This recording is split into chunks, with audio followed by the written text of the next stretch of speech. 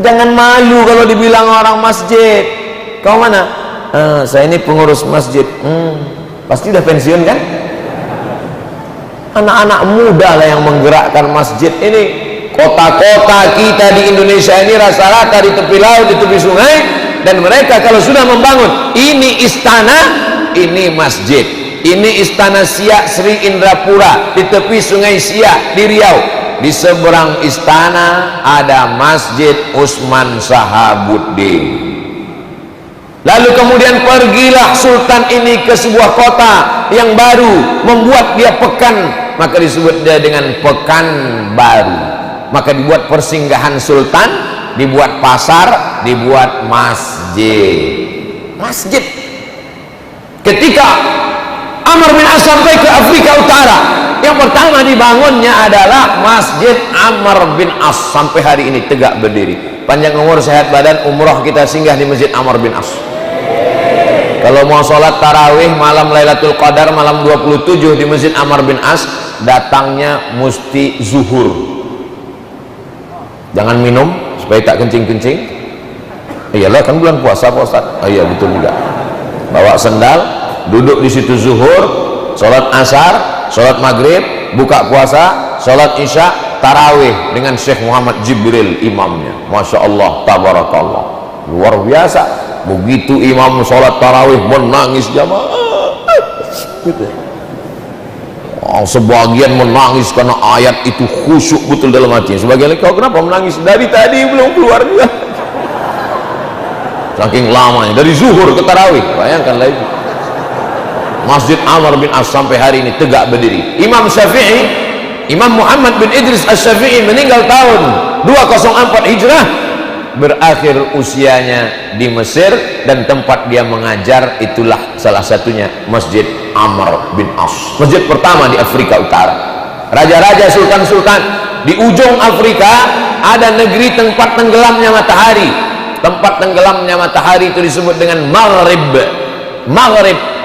Kenapa disebut dengan waktu maghrib? Karena pada waktu maghrib tenggelam matahari. Saat tenggelam matahari, maghrib, tempat itu disebut dengan maghrib. Orang barat tak bisa menyebut maghrib, ditulisnya M-O-R-O-C-C-O, Maroko. Di situ ada seorang sultan keturunan Nabi Muhammad SAW. Di tengah masjid itu ada pada tiang induk, tiang utama, tertulis nasab dia. Nabi Muhammad SAW punya anak perempuan namanya Sayyidatuna Fatimahuz Zahra. Fatimah punya anak laki-laki namanya Sayyidina Al-Hasan. Hasan punya anak laki-laki, terus ke bawah sampai ke sultan yang terakhir yang mendirikan masjid itu di tepi laut Samudra Atlantik. Itulah dia Masjid Hasan II yang dibangun oleh Raja Maroko, sekaligus mendirikan tempat saya kuliah, Darul Hadis Al-Hasaniyah. Hasan itu karena dari nama dia. Mudah-mudahan panjang umur, sehat badan, kita juga bisa ke Maroko menengok itu insya Allah. Semua orang yang masuk ke masjid itu pasti akan berdecak kagum menengok masjid. Ukirannya cantik luar biasa, macam menengok kucing. Pas kami mau masuk ke pintu, tak dikasih masuk, security-nya masuk tadi. No, tak masuk. Saya bilang, kami mau masuk ke dalam. No. Pas saya ditanya, kenapa kami tak boleh? Ditanya, anta muslim? Ditanya, saya turis. Ilaha illallah. Jadi mata mereka itu menengok kita ini. Saya ini rupanya dalam pandangan dia masih mirip macam Chuyun Fa, Jet Li, Jackie Chan. Sangkanya saya dari Korea, sangkanya saya dari Jepang. Saya bilang anak Indonesia, saya dari Indonesia. Saya tunjukkan, tengok nama saya Abdul Somad. Oh silakan masuk katanya. Masuklah kami ke dalam, menengok sholat berjamaah megah mewah, masya Allah, tabarakallah. Maka menjadi kebanggaan orang Pontianak bahwa kotanya dibangun oleh seorang zuriat Nabi Muhammad SAW. 1771 mudah mengingatnya.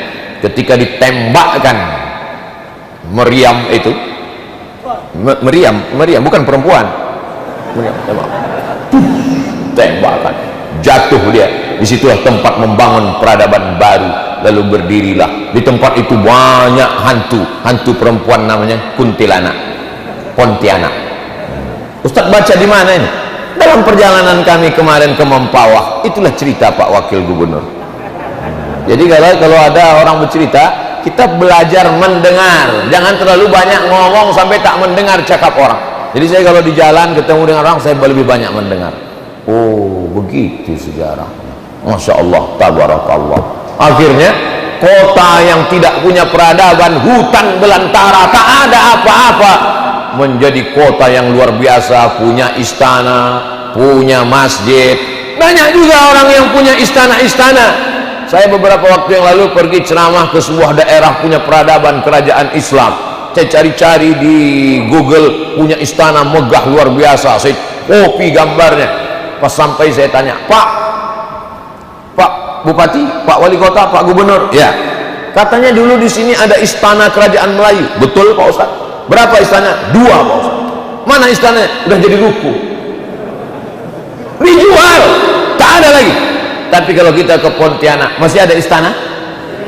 Orang Pontianak dengan bangga berkata, kami adalah orang yang punya Sultan Melayu Muslim zuriat Nabi Muhammad SAW. Nih istananya, nih masjidnya. Bangga apa tak bangga jadi orang Pontianak?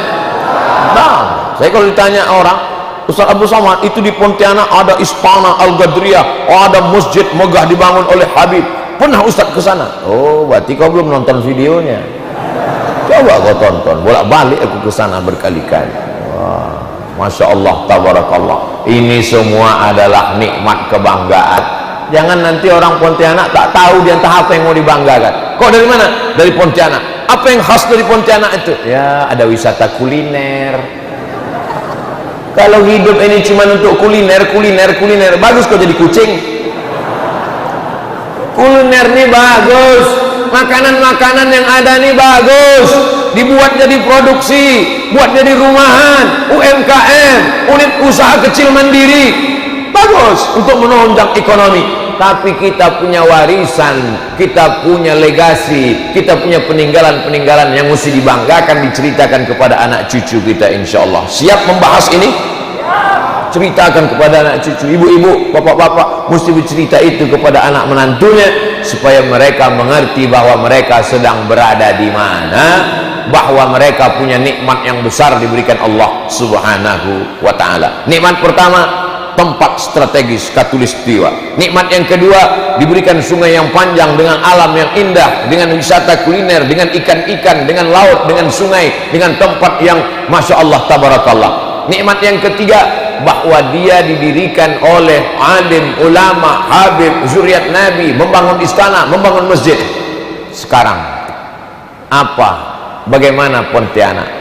Hadir Ustadz Taki Malik dari Jakarta, hadir Bang Rizal Armada dari Jakarta. Kemarin sudah pulang, hadir juga kemari PS, bukan PlayStation, Putra Siregar dari Jakarta. Hadir dari Malang Habib Muhammad bin Anis.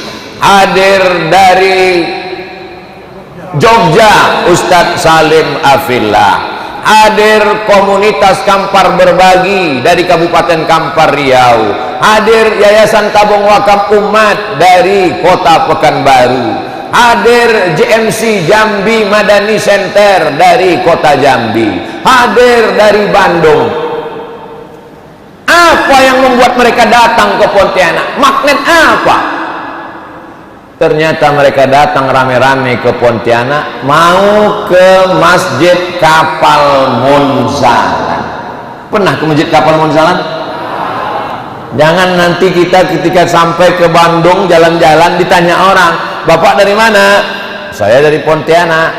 Kami di Bandung ini anak-anak santri, fakir miskin dan duafa dapat makan beras 130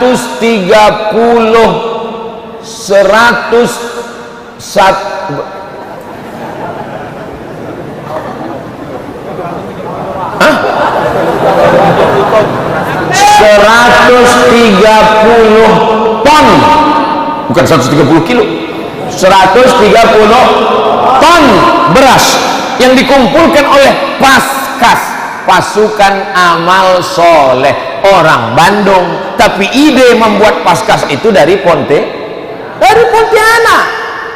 Saya tausiah di Jogja, diundang juga, saya tengok Paskas. kalian ini orang Pontianak? Dah, kami orang Jogja. Tapi ide membuat Paskas ini dari Pontianak. Dari mana?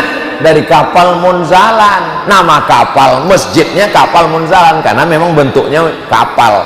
Itu Titanic Syariah. Ada nahodanya guru kita Kiai Haji Lukmanul Hakim. Saya kalau tausiah tabligh akbar di tanah lapang, jamaah sekalian, mari kita makmurkan masjid, anak-anak muda ke masjid, mari kita santuni fakir miskin, santri, anak yatim, duafa. Selesai tausiah mereka nanya, ngumpulkan berasnya gimana Pak Ustaz? Mana aku tahu, aku cuma ceramahnya kan kumpul lah, masa aku juga lagi ngumpul?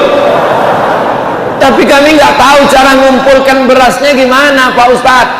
Alhamdulillah sekarang kalau ada orang nanya saya mudah aja, gimana cara ngumpulkan beras Pak Ustadz? Pergi kalian ke Pontianak, cari kapal Munzalan, kalian copy programnya. Simple ternyata, bukan berat-berat, betul, simple aja. Anda mau selamat dari pendusta agama? Araital ladzi yukadzibu biddin fadzalikal ladzi yad'ul yatim wa la yahuddu ala ta'amil miskin fawailul lil musallin. Allahu akbar. Kata jamaah, tak mirip macam Ustaz Taki Malik ini. Ternyata simpel saja, 1000 sehari maka sudah menjadi orang selamat dari pendusta agama. Kalau 1000 sehari, 1000 sehari, 1000 sehari, 1000 sehari, sebulan berapa? 25.000. Loh, kok 25? Tanggal merah libur. 1000 sehari kerincing, 1000 sehari, 25.000 kirim duit orang Pontianak untuk orang Pontianak. Ternyata di Pontianak sendiri baru terkumpul 80 ton. Bandung 130 ton. Target mereka 150. Pontianak ini sendiri, santri-santri yang ada di Kalimantan Barat, Pontianak khusus itu baru selamat santrinya dari tak makan kalau terkumpul 100 ton lebih. Mudah-mudahan tercapai insyaallah. Amin. Penasaran saya, apa yang membuat artis-artis musyawarah datang kemari untuk mengkopi program? Ustadz datang kemari untuk mengambil program dari kapal Munzalan. Rupanya ada magnetnya. Sama macam kita waktu kecil dulu main magnet-magnet di pasir. Lengket itu. Lengket. Yang paham tidak tua. Anak sekarang tak tahu lagi main itu. Ada magnet-magnet dimainkan ke pasir, lengket butiran-butiran besi. Jadi rupanya ada magnetnya di Pontianak ini. Saya orangnya suka penasaran, kenapa bisa terkumpul beras sampai 180 ton? Kok kenapa sampai orang berdatangan? Setelah saya jalan-jalan, saya telusuri, magnetnya ternyata ada pada Ustadz Lukmanul Hakim. Datang orang membawakan duit 1 miliar. Ini kejadiannya baru. Nama tak boleh sebut, menjaga kode etik jurnalistik. Datang orang bawa duit sekoper, duit cash. Dalam hati saya, dalam hati dua hati paling kecil, aku paling tidak sekepal dapat juga. Masa kita dekat lama berkawan tak dapat kan? Dapat juga. Saya pun gimana Pak Ustaz? Oh mantap, saya bilang, mainkan. Tiba-tiba saya dengar kabar, tidak saya tanya, tak ada saya tanya dia. Jadi Ustaz gimana duit 1 M kemarin? Tak ada saya tanya. Habis duit itu dibagikan ke fakir miskin. Dalam hati saya, kok tahu gini bagus saya tak datang kemana. Habis duit itu dibagikan ke fakir miskin. Padahal kalau mau dia dipakainya untuk membangun masjid kapal Munzalan, selesai. Tapi dia ingin nanti kalau ditanya Allah di akhirat, apakah kau sudah selamatkan perut fakir miskin? Banyak orang sekarang bangga, pesantren besar, masjid megah, luar biasa. Tapi anak fakir miskin bayar uang sekolah mahal.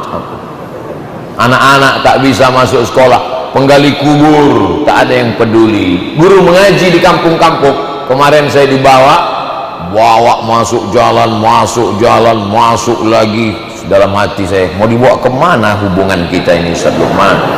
Akhirnya sampai ke tepi sungai, udah tak ada lagi jalan, baru berhenti. Sampai di situ dijumpakanlah saya dengan orang-orang yang luar biasa. Kenapa? Ustaz Somad, silakan salaman. Saya tanya, siapa mereka ini Ustaz? Penggali kubur yang tak pernah dapat perhatian.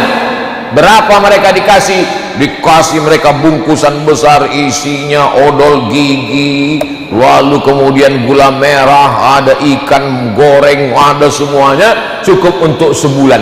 Dalam bayangan saya, mana cukup ikan 2 ekor sebulan? Maksudnya berasnya mungkin habis, gula merahnya mungkin habis, kacang hijaunya mungkin habis, tapi odol itu kan tak habis. Dibagikan 650 bungkus, satu bungkusnya 1 juta, 650 betul, 650 juta yang mengumpulkannya. Pasukan amal soleh Indonesia mustahil lapar. Allahu Akbar. Tapi pas giliran penyerahan, apa kata protokol berikut ini? Mari kita saksikan penyerahan santunan untuk penggali kubur, penyelenggara jenazah, dan orang-orang guru-guru mengaji di kampung-kampung pedalaman. Santunan akan diserahkan oleh Al-Mukarram Ustadz Abdul Somad. Saya yang tampil di situ. Masjid gitu juga, sudah dibangun masjid, sudah selesai. Pas giliran tanda tangan, berikut ini penandatanganan masjid di Tayan oleh Ustadz Abdul Somad. Entah siapa yang bangun. Lama-lama dalam hati saya, jangan-jangan nanti pas di surga, mereka yang ngasih beras masuk, mereka yang bangun masjid masuk. Pas giliran saya mau masuk, kata malaikat, yang cuma tanda tangan nanti dulu. Atau diumumkan malaikat, berikut ini masuk surga kepada Abdul Somad dipersilakan secara seremonial. Mudah-mudahan amal kita ikhlas karena Allah Subhanahu wa ta'ala. Kalau ikhlas, kenapa Ustaz ceritakan? Ini kan bisa jadi riya Pak Ustaz. Ini wa fi dzalika falyatanafasil mutanafisun. MSQ, tempatnya masjid, waktunya subuh, kontennya Quran. Apa namanya? MSQ, tempatnya masjid, waktunya subuh, kontennya Quran. Ini yang terberat bagi siapa? Bagi orang muna. Tahu muna? Munafik. Kontennya subuh, paling berat waktu sholat, waktu subuh. Makanya anak-anak muda kadang pakai jaket biker subuhan. Zuhur hilang, waktunya subuh, tempatnya masjid. Kenapa? Di kafe banyak orang, di tepi sungai, di tepi laut ramai, kongko-kongko duduk-duduk tak tentu arah. Entah apa yang dibicarakan, sikit-sikit ketawa, sikit-sikit senyum, sikit-sikit entah apa yang mereka bahas. Tapi kalau yang 3 ini kita laksanakan, tempatnya masjid, waktunya subuh, kontennya Quran, tak boleh lepas daripada Quran. Ini program Munzalan tuh saya tengok, Masya Allah, Tabarakallah, mengenyangkan fakir miskin ada, memberikan santunan untuk orang penggali kubur ada, guru-guru mengaji di pedalaman ada. Dibawa pula saya ke Karimata. Ustaz Somad, nanti kita pergi ke Karimata. Karimata, wow, amazing. Saya sudah lama mendengar Karimata. Mau dibawa Ustaz Lukman tahun lalu, tahun 2020, lebih setahun yang lalu, dibawa ke Karimata. Nah, sampai di tengah jalan, macam jalan belum beraspal, mau balik malu, mau diteruskan mulas, tak salah, pura-pura tidur, bangun belum juga sampai. Sampailah kami di Pulau Karimata. Saya sangka sampai di sana macam ceramah di Masjid Al-Mujahidin, cantik megah. Rupanya masjidnya belum dibuat. Akhirnya kami pun tabligh akbar di tanah lapang, bertemu dengan masyarakat untuk mengobati kesedihan pelipur lara. Dibawa mandi ke air terjun. Ustaz Somad, ayo kita mandi ke air terjun, pemandangannya indah. Masya Allah. Tapi dalam hati saya, mak, baliknya nanti gimana ini? Luar biasa.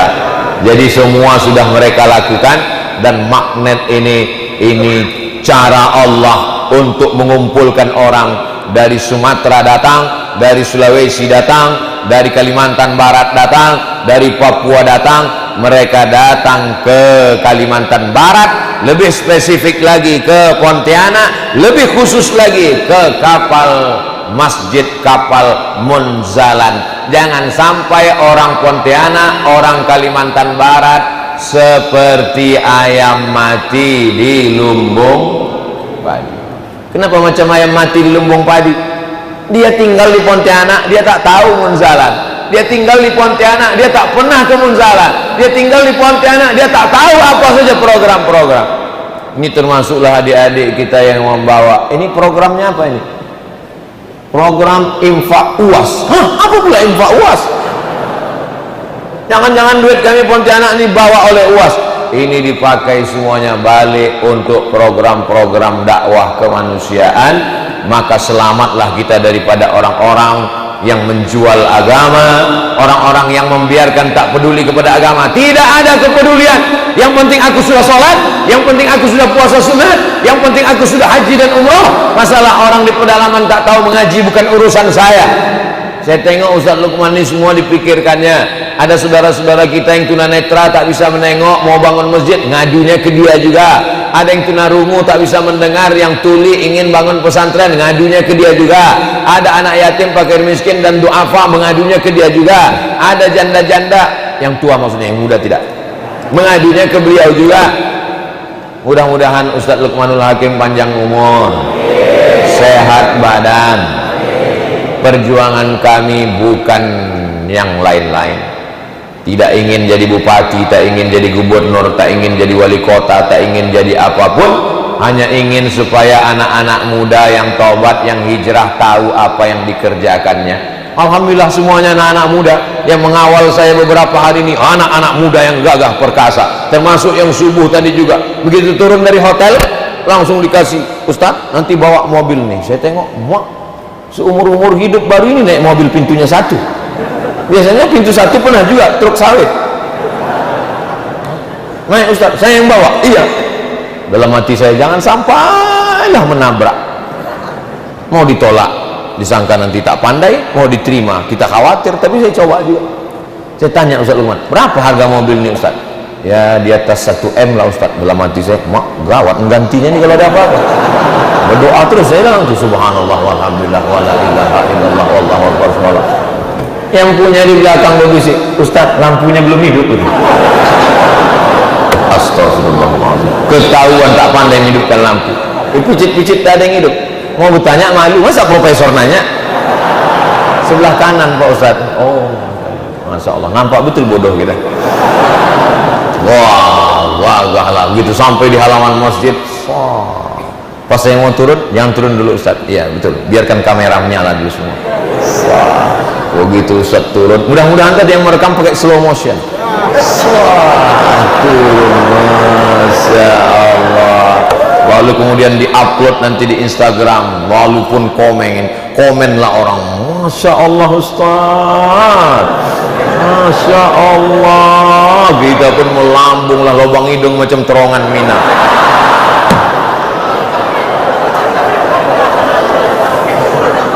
Orang pun komen pula lah, yang benci-benci pun komen. Katanya Ustadz itu penuh kesederhanaan, katanya Ustadz itu dalam keadaan susah payah, Nabi aja naik onta dilempar pakai batu, ini kok pakai mobil mewah. Ini minjam bodoh.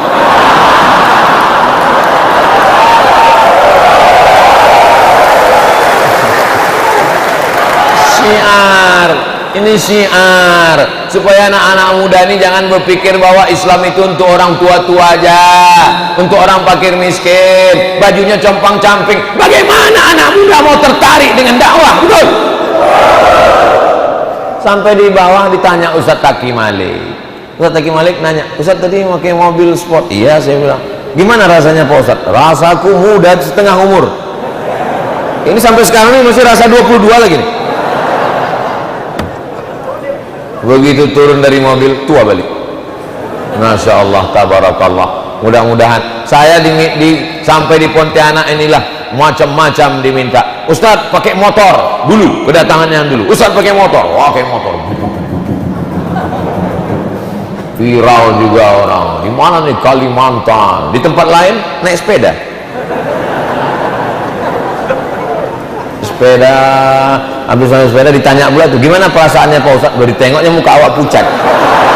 Perasaan pula lagi, jantung. Sepeda, mendaki pula dong. Mendaki. Ilaha illallah, Masya Allah. Tapi di Pontianak kesannya luar biasa. Naik speed, naik motor besar, naik mobil. Khawatir pula saya di kedatangan tahun depan ini dikasih orang ini pakai para layang. Mendarat langsung masuk dari jendela. Masya Allah. Gak apa-apa, kalian doakan aja selamat-selamat ya. Akhirnya tersangkut di pintu. Sakitnya tak seberapa, malunya keluar berita Ustaz Somad tersangkut di Pontianak. Ternyata kalau dakwah ini dikemas oleh anak-anak muda, hasilnya juga luar biasa. Kenapa orang tak tertarik dengan dakwah? Karena dakwah diisi oleh orang-orang yang tidak produktif. Mohon maaf, yang tua-tua jangan tersinggung, karena beberapa orang tua tersinggung balik ceramah meninggal. Azan tadi, siapa yang azan tadi? Tahu siapa yang azan tadi? Rizal 17. Hah? Armada. Saya ngetes saja, orang ini komplain apa enggak? Komplain. Yang azan tadi Rizal Armada, guys. Anak muda. Imam tadi, imam anak muda Ustaz Taki Malik, alumni Al-Azhar Kairo Mesir, hafal Quran 30 juz, bukan juz 30. Hafal Quran 30 juz, tamat Mesir, ganteng Pak Ustaz, terserah aku lagi yang bilang ganteng, businessman. Malam tadi dilelang baju Ustadz Abdul Somad, baju Ustadz Somad, siapa yang siap membeli? Angkat tangan dia. Begitu beliau angkat tangan, saya tengok, berapa Ustadz? 30 juta. Dibelinya bagus baju saya 30 juta. Cuman bukan untuk saya, untuk bangun kapal. Habis itu cincin, makanya tak habis cincin lagi ya. Cincin Ustaz Somad kita lelang. Angkat tangan Ustaz Taki Malik. Berapa Ustaz Taki Malik? 75 juta. 75 juta dia beli. Karena ada orang Pontianak yang malu kan, malu kalau semua diambil orang luar kan. Datang orang Pontianak, saya 80 juta. Habis 80, rupanya rame-rame. Masya Allah, tabarakallah. Habis baju, habis cincin, habis. Untung celana tak dilelang teman-teman. Kalau sempat dilelang celana malam tadi, bekain kau si hari. Masih ada juga hati anak muda ini. Sempat mereka sur tadi malam kan, tengoknya baju laku, jaket laku, cincin laku, kita lelang celana Ustaz Somad gitu. Wah, hancur. Dakwah kalau dikemas oleh anak-anak muda hasilnya luar biasa. Dan yang bisa mengumpulkan anak-anak muda ini Ustadz Luqmanul Hakim. Kalau saya yang ceramah, yang datang nenek-nenek atau apa kabar mak? Sehat mak? Sehat. Pakcik sehat, pakcik sehat. Judul pengajian kita malam pertama di alam barzah.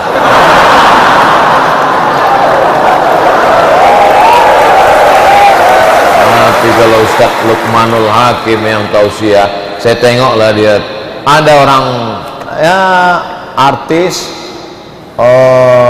influencer, duitnya banyak. Pas ditanya, apa kesan pertama ente menengok Ustadz Luqman? Kesannya muda, pengetahuannya luar biasa, bahasa Inggrisnya lancar, tamatan luar negeri, gayanya gaya anak muda. Saya coba pakai gaya anak muda nih, tak masuk. Saya coba pakai gaya anak muda, maksud saya supaya dipanggil abang gitu kan.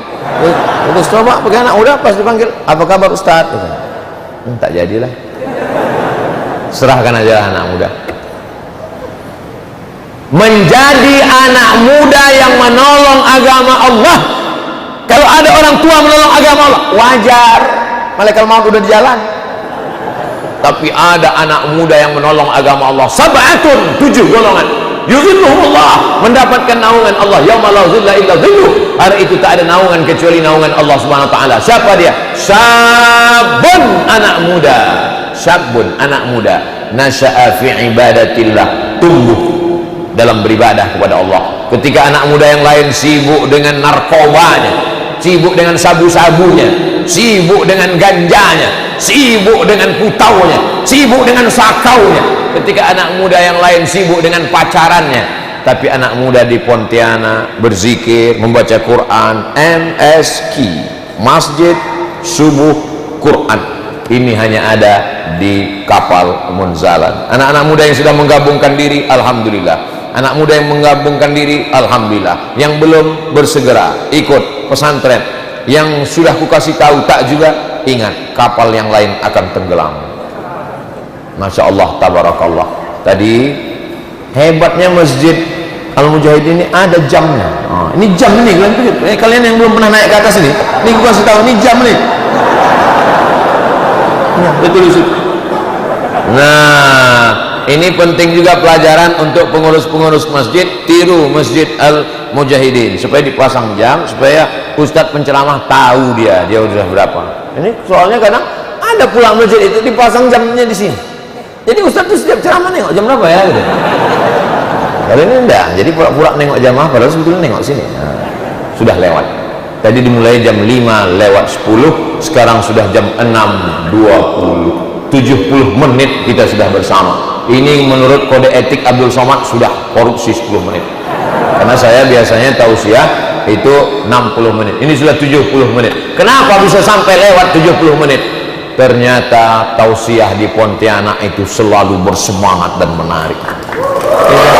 Allahu Akbar. Allahu Akbar. Di tempat lain kadang saya tausiah ya 15 menit udah berhenti. Kultum kuliah 7 menit. Kalau 15 kulibas, kuliah 15 menit. Semanalah kita mau semangat tausiah. Itu tausiah jamaahnya semuanya sedang naik ke Sidratul Muntaha. Anak-anak muda mesti semangat ke Masjid Al-Quran. Demikianlah tausiah ini saya sampaikan. Tapi di Pontianak tak ada yang mengantuk satu.